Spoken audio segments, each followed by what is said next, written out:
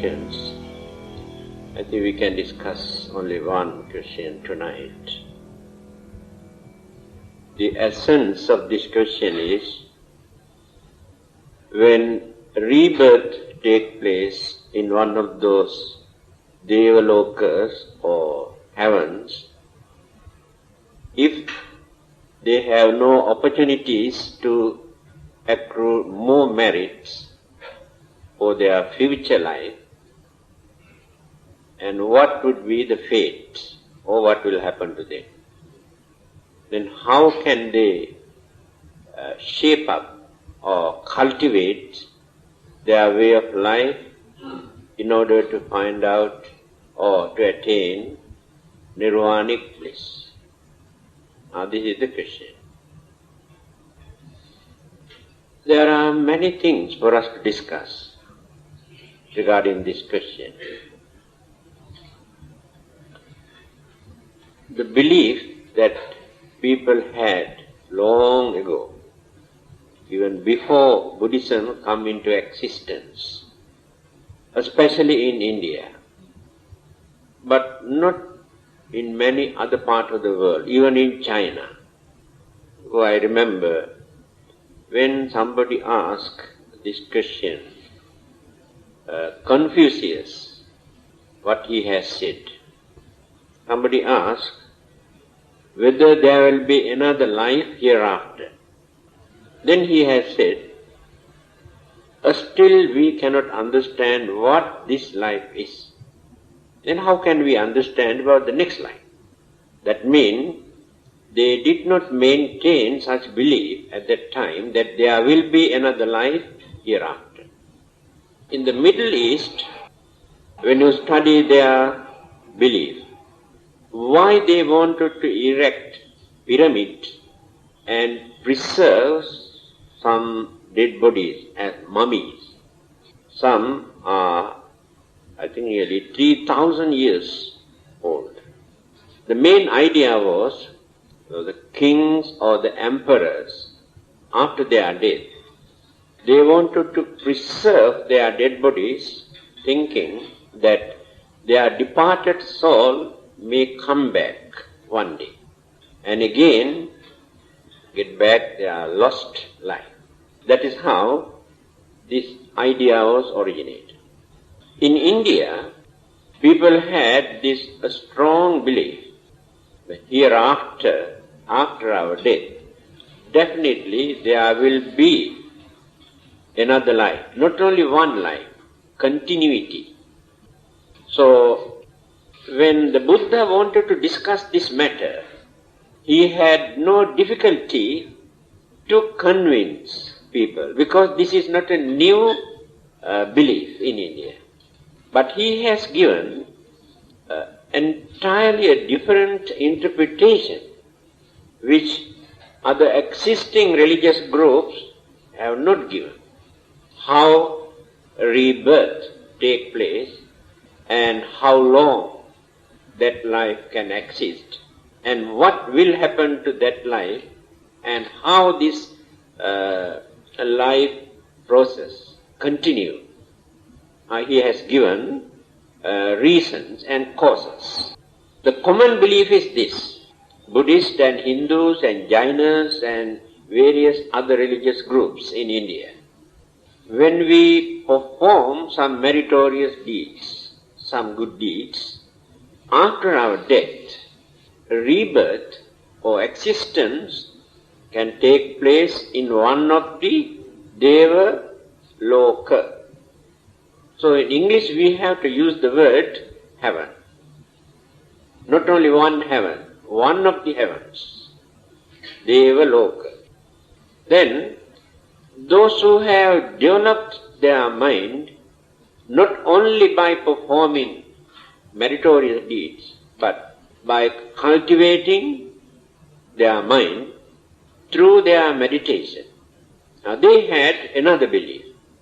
This heaven is only for those who want to enjoy, experience worldly pleasures.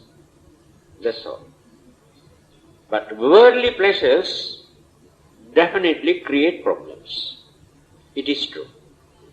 Now we can understand why we are facing so many problems and difficulties and worries in this world. Because people are crazy for pleasure. Not only human beings. We can see how animals and some other living beings fight and kill each other because of this pleasure. So the craze for worldly pleasure is the main cause of all our fear, insecurity, uncertainty, unhappiness, worries and disturbances. By knowing this situation, some others try to go beyond that level. That is through meditation or mental development. Meditation means mental development. By reducing craving for pleasure, not by increasing. So when we do that, we reduce certain degrees, not completely. Then rebirth can take place in one of those Brahma realms, not in Devā or heavenly realms. And there, they can experience more peace, calmness, tranquility in their life, so they can relax. But in Devaloka and human world, we experience excitement, fear, and unhappiness. Although we gain many things, still we experience some sort of unhappiness. But those Brahmas are free from this excitement and fear, because they have reduced craving for pleasure, but still remain there certain degrees. Then another group, this is the way how they have developed. Through their jhana meditation, they have discovered 8 stages for their meditation. They have done all these things before the Buddha's coming to this world in India. And the names called Pathamadhyana, Dutiyadhyana, Tatiyadhyana, Chatutadhyana, 4 stages of the development of our mind according to our meditation. Then all these jhanas are bound to mundane world. Then again develop further. Akasananchayatana, Viññānañcāyatana, Akiñcaññāyatana, Neva Saññā Na Saññāyatana. These are the names of these states, mental states. It depends how we maintain our mental attitude at that particular stage when we develop our mind. The names were given. You can remember when Prince Siddhartha or the Buddha was born, his father, King Suddhodana, invited some rishis, religious head in India at that time. And they were advanced in meditation, and they have developed all these jhana meditations. Having seen and observing characteristics and certain indications, physical features of this baby. So, different rishis or yogis predicted that so and so can become either a great world religious teacher, if not a universal monarch, ruler of the world, is such a powerful human being. But one particular rishi pointed out that this person never become a worldly man to rule the world. He become a religious man. having seen certain indications in his body. Then, elders in this group, who has developed all this jhana meditation, he expressed his happiness with cheerfulness and he laughed with happiness. After laughing, he started to cry. And the Buddha's father could not understand why he laughed at the beginning and cried in the end. Then he asked whether any misfortune, according to astrology or planetary systems, or some sort of bad, evil influence. Then he said, no. First, I laughed to express my happiness, because I knew that this child definitely become a great religious teacher in this country, so I am very happy about it. Later, I found out, when he gained this wisdom or enlightenment or the Buddhahood, I won't be here in this world. Because he was very old at that time. So I won't be benefited. That is why I cried. And he knew, after his death, rebirth take place in one of the Brahma realm. So he had no chance to do anything. He had to spend there for a long period. That is why he cried. This is the nature of this meditation. When Prince Siddhartha was a young man, he wanted to study all these methods, meditation, religious practices and belief and traditions and everything he studied under different religious teachers. But he found out, still no one has discovered the way to Nirvana. They have discovered the way to heaven. They have discovered the way to Brahma world. But no one has discovered the way to Nibbāna. That is why he had to work very hard. Those who accumulate merits by doing a lot of good deeds, some services to others, accrued a lot of merits. So by the virtues of these merits, definitely they get the chance to be born in one of those Devaloka or heaven. They think that is their final goal. That is a misconception from the Buddhist point of view. Now all those religions that preach heaven is the final goal, ultimate eternal bliss, are under this impression. Buddhism cannot accommodate this belief that heaven is the final goal. But Buddhism never denies the existence of heaven, not only one, there are many. So there is no contradiction amongst those existing religions and Buddhism. Now, Hinduism, Christianity, Islam, Buddhism and every religion talk about heaven. Yes, Buddhism also talk about heaven. To others, heaven is the final goal. So they think they can settle down there forever without any changes. Buddhism says, no, it is impossible. No doubt we can spend thousands of millions or billions of years.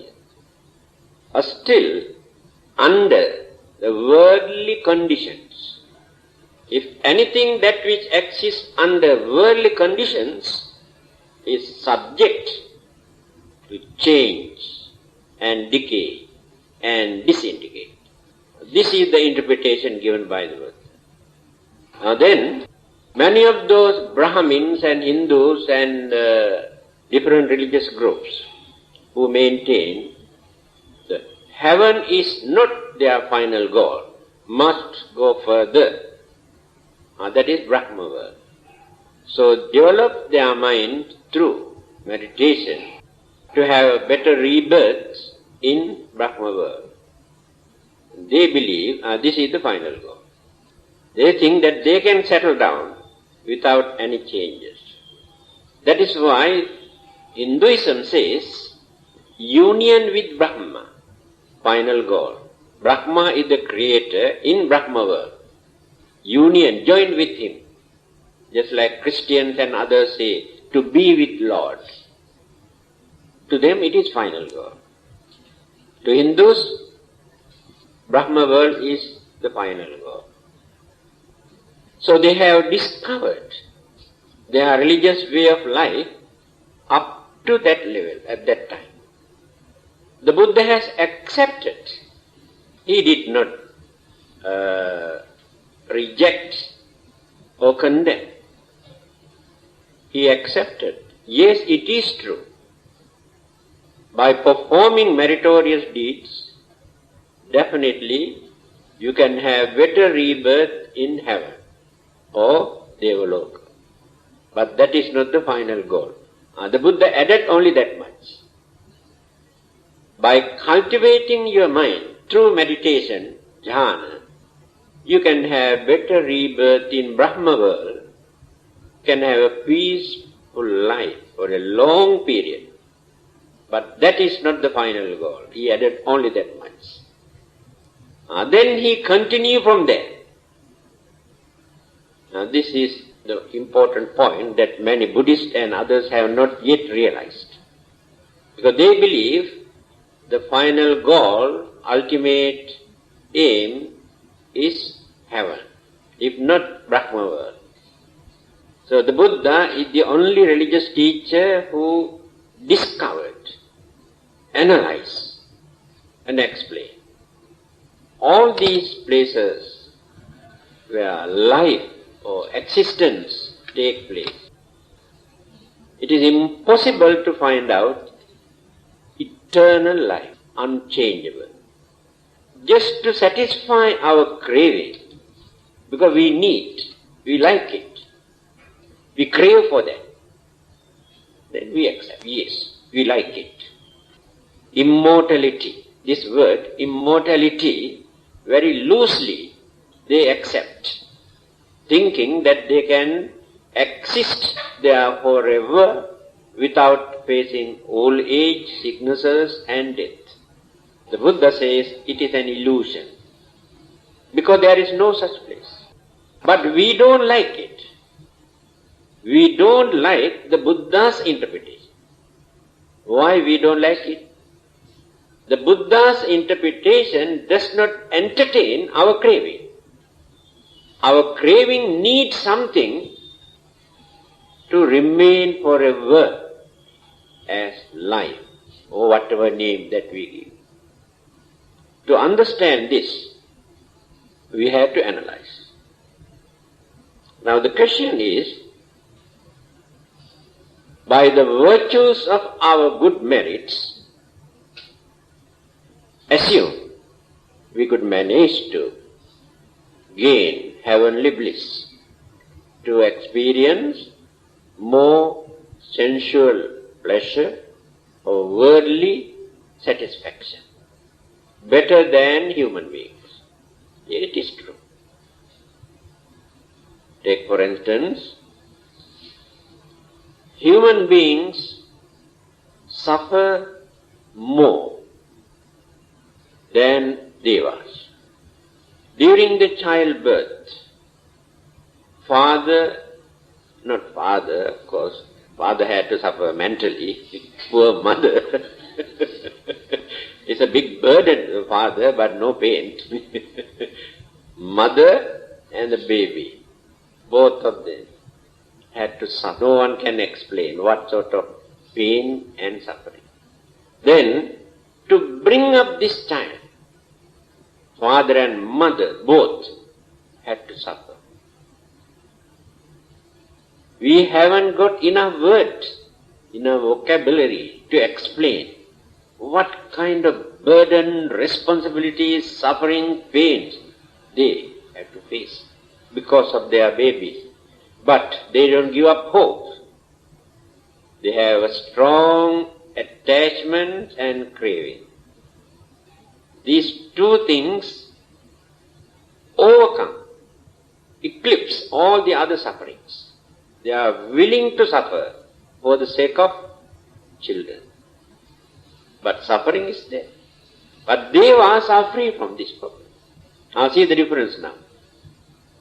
In Devā Loka or heaven, those female Devas won't give birth like human beings. Life exists. Life appears. That is called a spontaneous existence. We cannot understand. Because of that, we don't accept or we don't believe. We cannot, how can be that? Because we do not know. There are many things that we cannot understand. Spontaneous existence takes place in certain world systems without giving birth. Now see, they are free from this. Then, as human beings,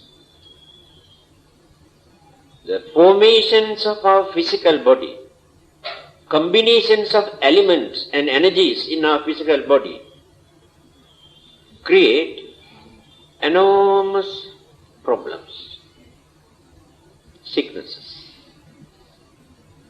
imbalance, elements and energies, friction, clashes inside, indicate as sicknesses, pain. Devas are free from this. Because the combinations of their elements and physical body is not like ours. That is why people are crazy to go to heaven. Again, we had to suffer from old age. When we attain that age, the most miserable part in our life. Our existence is burden to ourselves as well as to others. Real nuisance to everybody. Old age. Suffering. Devas are free from that. No old age there. They exist as they appear. That's all.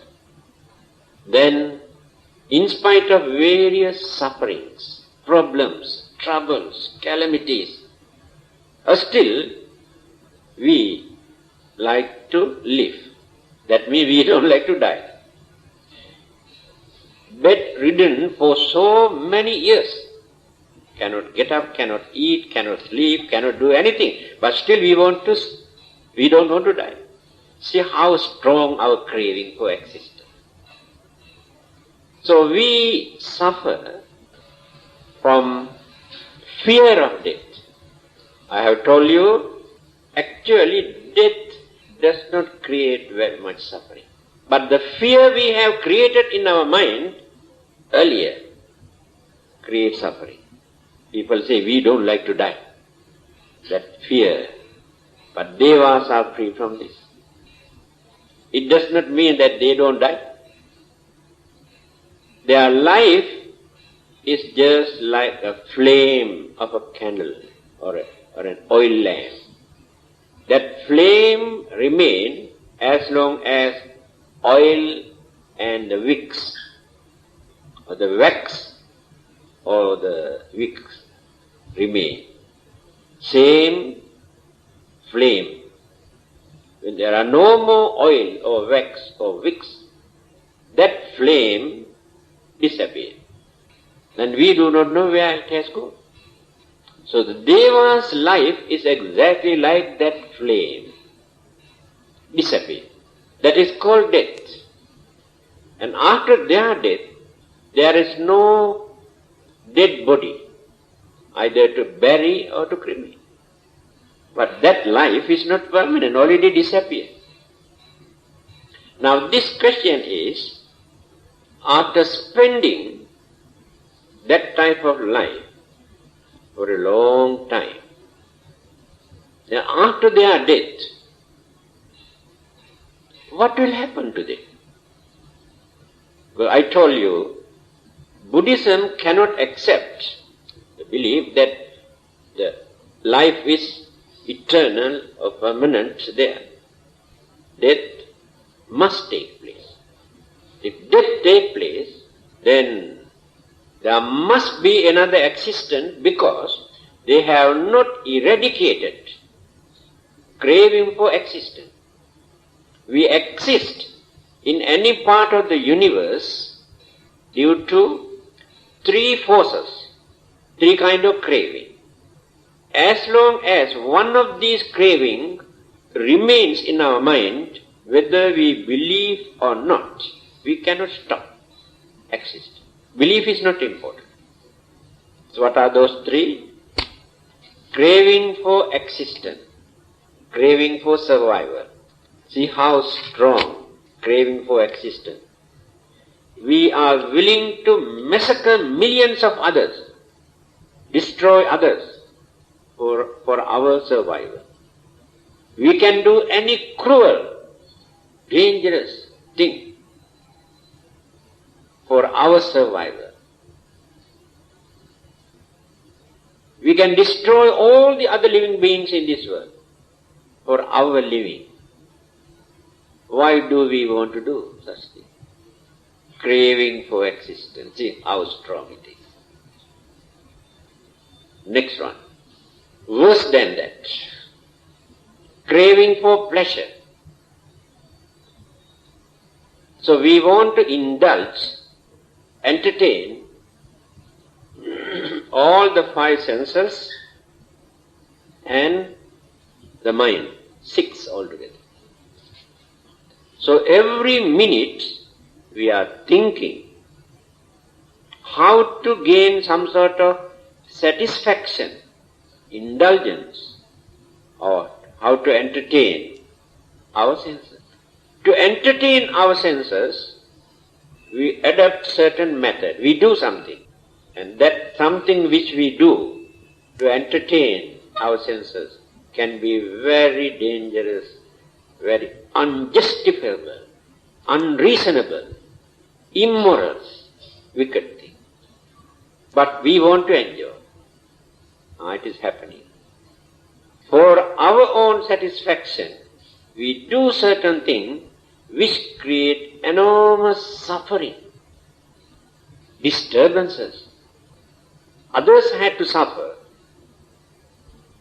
because of our craving for indulgence or pleasure. Now we can understand why we are facing so many problems in this world. These two things. We always complain there is no peace in our mind. We have no peace because of these two cravings in our mind. The very day when we withdraw these two things from our mind, we never complain or no peace in our mind. Because there is no reason. Then there is another one. It is also intrinsic or natural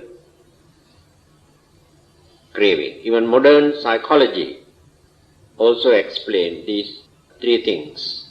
When you refer to Sigmund Freud, you can see libido and self-preservation and suicide instinct. Exactly same thing, but nearer to the Buddha but not completed. Halfway. They have reached only halfway but not completed. The Buddha has completed. Libido, more inclined toward the sexual side. They have discovered only that much. The Buddha says sensual pleasure, not only sexual, but among those pleasures, living beings can go mad when they were influenced or addicted. Sexual urge is stronger than any other forms of craving. Because of this, or to satisfy this, they can kill others. This is the danger of sexual urge. Psychologists take only this much as the strongest one. Then the next one, self-preservation, that means Buddha used the word craving for existence, craving for survival. We can do any wicked thing for our living. Whenever we ask, why do you want to do such bad things? You say, for our living. But it is not an excuse. Living for what? For what purpose? Now you want to live by disturbing others. Right. You can live by disturbing others. Then what is the purpose of your living? To disturb more and more people. That's all. There must be an aim in our life. Then the last one, psychologists say, suicide instinct. Buddhism says, vibhavatanha, craving that we maintain in our mind not to exist. There are many. Now you can say, I don't want to have another rebirth after my death. Having seen, experienced so many problems and difficulties in your life, you say, I don't like to have another life. This is more than enough. That is called suicide instinct. But your belief is wrong. You have not prepared to stop your rebirth. Just because you cannot satisfy with this life, you say, I don't like to have another life. Can you stop that? That is an illusion. Many others, it is due to their unsatisfied craving. When they could not gain what they wanted, decide to commit suicide, thinking that they can get rid of this problem. But they cannot think beyond that. That they are going to depart from this world with polluted mind, not with pure mind. If we die with polluted mind, our next existence cannot be a favorable state, can become a miserable one. We never realize this. So committing suicide is not the solution to get rid of our worries and problems. We invite more in the next existence. Now we can understand why we are suffering. It is due to our ignorance we always blame God or devils or some other. Because we cannot understand, analyze who create all these problems. Created by our own craving. Craving for existence, craving for pleasure, especially these two things. And Devā, they too have craving for existence. But the formations of their life is such, they have no facilities to cultivate further and further, to accumulate more merit, to continue their life without facing shortcomings or disturbances. That is their weakness. That is what these Christians try to convey. Animals have no chances because they are completely ignorant. They cannot mold their future life. Devas cannot add more and more merits into their way of life. That is the nature of their life. That is the very reason why the Buddha says human beings are more fortunate. By realizing this. While spending what we have earned, accumulated by doing some good deeds or merit, we are also going on accumulating. Spend and accumulate. Spend and accumulate every day. But others cannot do this. Others are going on spending everything what they have accumulated. After that they do not know what will happen to them. And we have that mind to understand. Then, let me clarify this. Although they have spent the merits they have accumulated to be born as Devā, but in their storehouse of consciousness, there are so many other kinds of merits that they have accumulated earlier. Animals also have Devās, ghosts, a spirit, Brahmas, human beings, say wicked human beings who are committing sins throughout their life. If there is anyone who can analyze their storehouse of consciousness, submerge, they cannot make use of them, eclipse through the other activities.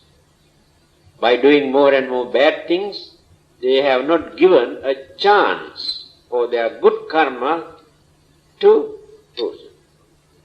So those Devās, after their death, rebirth again take place due to one of the good karmas or bad karmas which were accumulated in their subconscious or the collective consciousness or the storehouse of consciousness.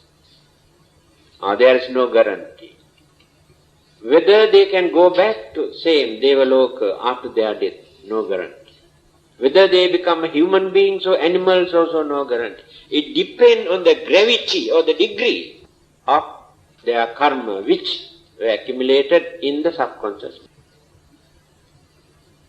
The Buddha, before he became a human being, in his previous birth, he was in one of these Devalokas.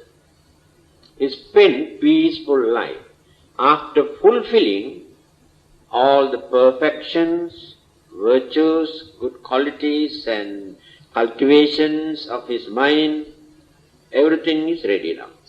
But he was waiting for the time. Time factor is very important. Buddhas never appear always.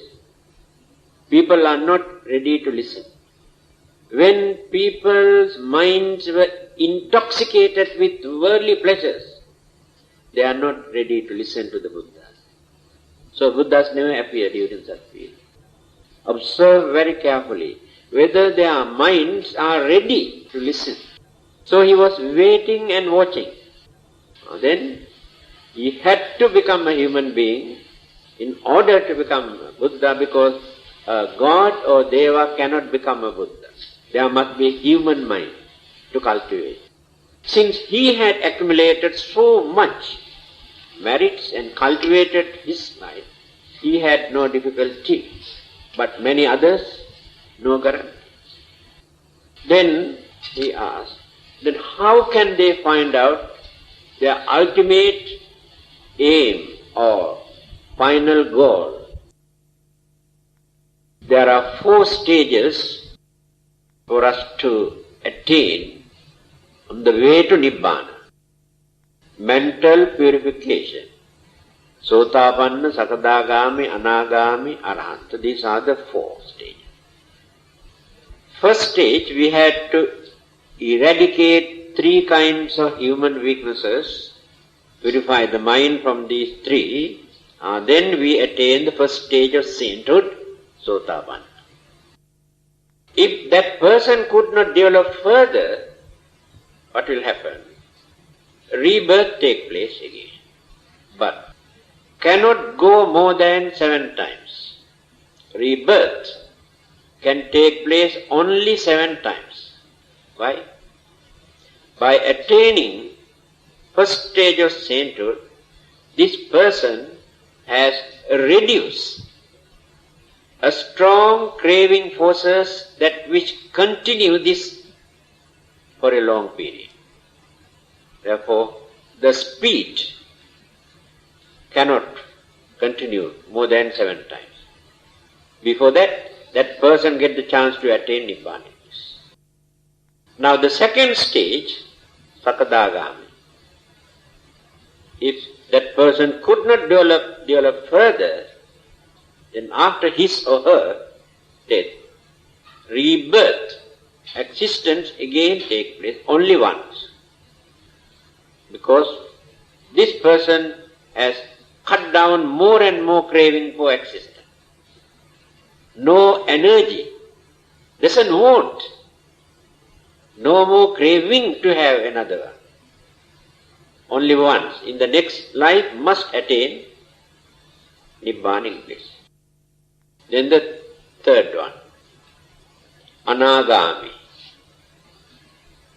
Reduce more and more human weaknesses, defilements, craving, attachments, and many things. One more step. If that person could not gain that, after his or her death, rebirth never take place in any of these mundane worlds as human beings or devas, because they are under mundane world. Because they have no craving for pleasure, they are not interested. Then, among those 16 Brahma worlds, there are 5 stages, known as Suddhavasa. Suddha means pure. Suddhavasa, pure abode. 5 places, and those places are ready for such person to exist after their death, where they can experience complete peace, satisfaction in their life, but not permanent. And this is the origin of how this concept of Sukhavati, pure land, according to Mahayana schools of Buddhism, Sukhavati or pure land, if not the Buddha land, was originated because of this.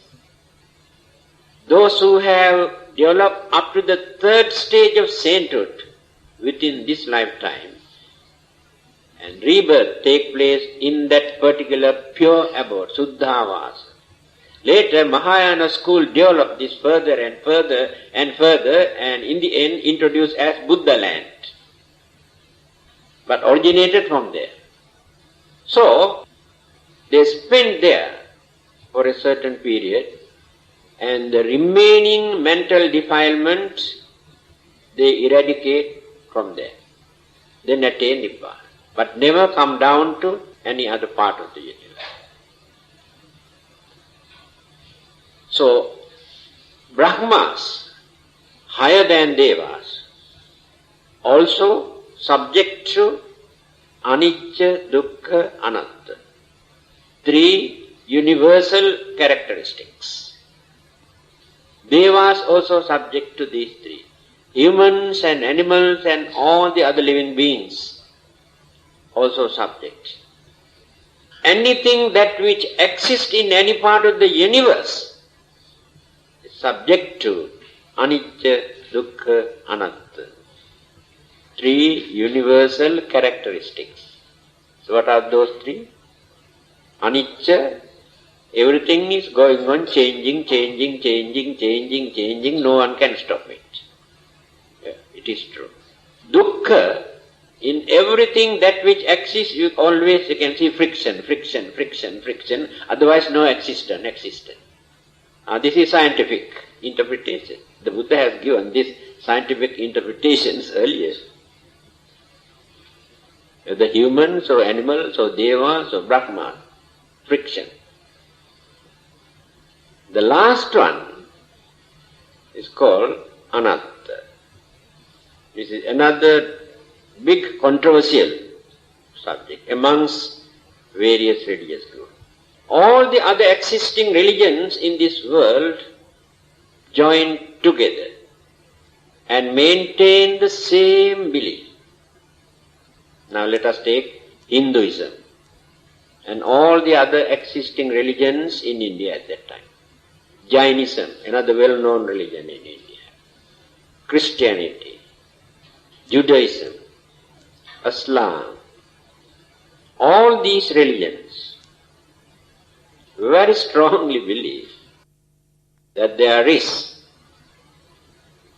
something as permanent entity, substance, that which remains somewhere without changing.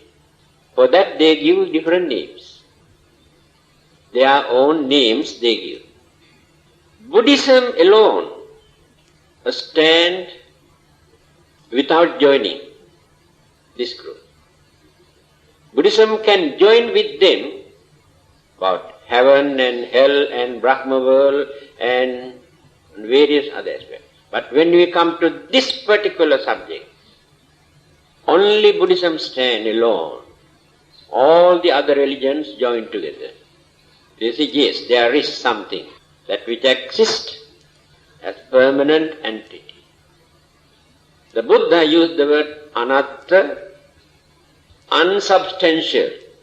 His argument is, if there is anything to remain in any part of the world, whether it is in this world or heaven or Brahma world or any part of the universe, that cannot be a permanent one.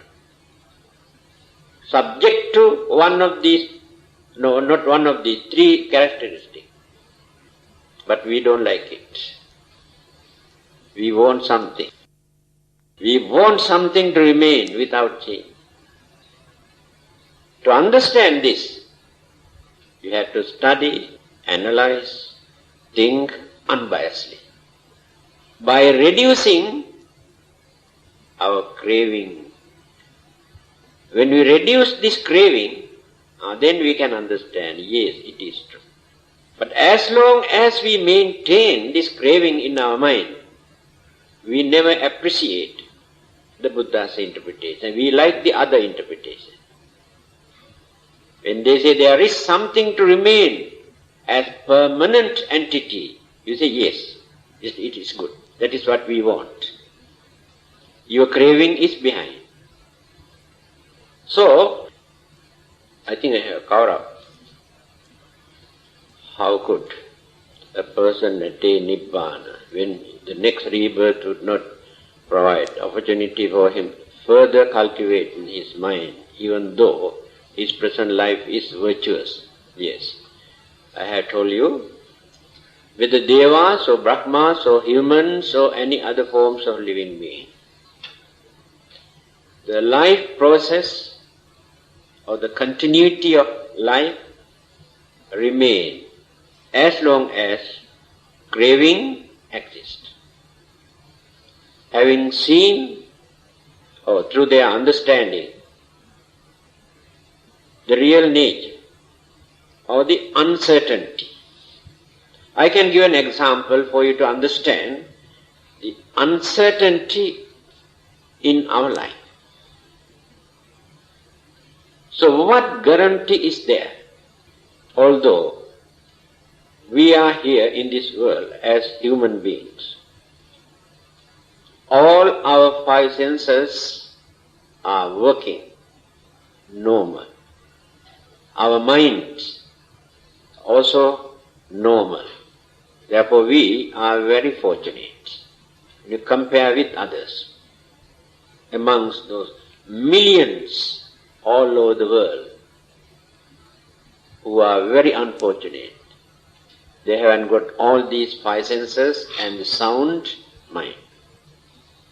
So it clearly shows that we have accumulated enough good merits to be born as human beings, not to suffer too much.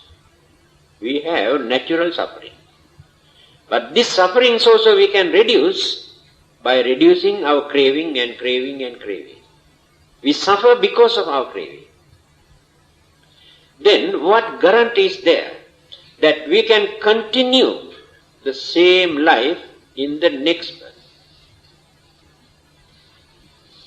We can get back the same five senses, same sound mind, same human figure, or to have better rebirth in a certain countries where the environment, situation, way of life and things are favorable. If rebirth take place in certain countries like Ethiopia, what would be the situation? This is the uncertainty. Then, we are spending every minute enjoying our life. All the good merits that we have done during our previous birth and early part of our life. What we have done earlier, say about few days ago, few months or few years ago, we are spending the merits, the result of such merit. Then, as long as we accumulate these good merits, we can continue this life smoothly. Then, can you guarantee that life after life you can accrue the merits? What will happen to you when your merits banks is exhausted? No more account in your merit banks. Because you went on spending without depositing. What will happen to you? This is the warning that the Buddha has given to us. Remember the uncertainty in your life. Changes can take place at any moment. No doubt you are good, because there are more wicked, harmful, uncultured people in this world. When I compare them with you, you are very good people. Yes. But at any moment, changes can take place in your life. You have heard, you have learned religion. You have sound knowledge about your religion. You know what is right and what is bad. Even then, when temptation arouses your mind, at that time you lose your controlling power. You cannot control yourself. This is the uncertainty of your mind. And this situation remains until we attain that higher stage of sainthood. Mental uncertainty. Changes can take place in our mind. Temptation. Even a pious Buddhist who observe 8 precepts, who meditate every day, can bluff and swindle others. This is the nature of human mind.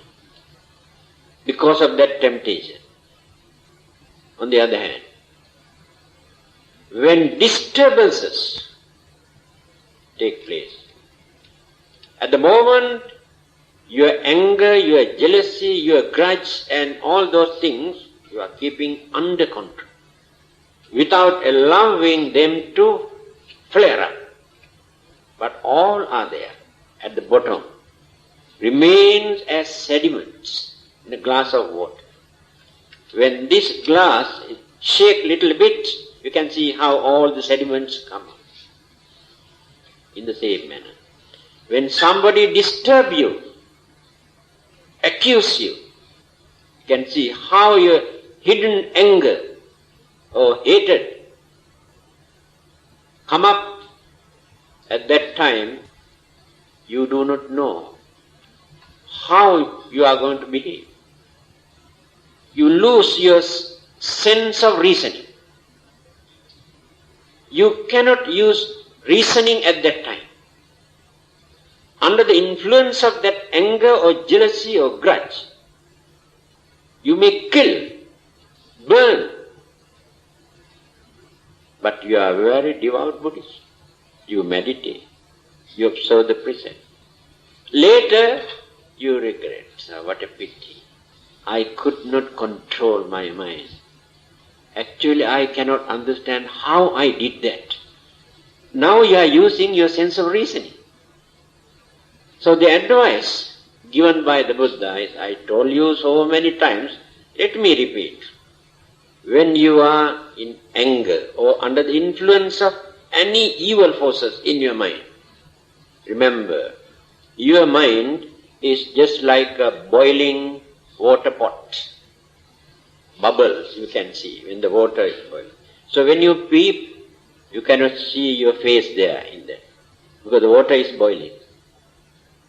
So in the same manner, when your mind is intoxicated with one of these evil forces, you cannot use your common sense, your reasonings and your knowledge, your religious knowledge, cannot. Eclipse. Again, the water is no more boiling, cool down. You go and peep, and you can see your beautiful face there. That means your mind is calm, and no more anger, jealousy, grudge and evil forces at that time in your mind. This is the nature of our mind. So even in the case of the Buddha, during his previous birth, man who had been working, struggling to be good, to be virtuous, to gain more knowledge and wisdom, maintain purity, occasionally, under the influence of this temptation and disturbances, he has done a lot of mistakes, bad things, because he was not the Buddha at that time. But after becoming a Buddha, he explained to his disciple, do you know, during my previous birth, I was born as so and so, so and so. I was under the influence, have done this mistake, and I had to suffer. And rebirth has taken place as animals because of that bad action. But again, I could manage to come back. So if his life is like that, what about us? Because we have not cultivated, we have not developed our mind up to that level yet. So this forever we had to struggle to accumulate merits and merits and merits and merit. Any moment when you forget to accumulate enough merit, then we get into trouble. Then where is the end of this? No end. Therefore, the Buddha says, existence does not create happiness. Never. Existence creates enormous suffering, physically and mentally. It is a battle. Every second we are fighting with certain evil forces which come against us, to attack us, to kill us, to destroy us. Not only from outside, internal. But we are fighting. It is a losing battle. One day we have to surrender. Then he says, why not you try to stop this? By realizing the uncertainty and the danger and the sufferings and difficulties. Why not you try to stop this circle going round and round and round? Then you will be free from all those things that you are struggling to stop. Now you want to stop old age. You never succeed. You want to stop sickness, you never succeed. You want to stop your death, you never succeed. You want to become very rich, very difficult for you to succeed. You want to have peace and happiness in your life, very difficult. You like to have peace at home, you cannot. Everything goes against you. This is the nature of existence. So it is a big battle. And if you stop this circle, then there is nothing for you to fight, to get rid of all these problems. So whether we are humans or Devā or Brahmas or any other forms of living being, all are subject to this universal law of three things. Anicca, dukkha, anatta. That is what the Buddha has discovered.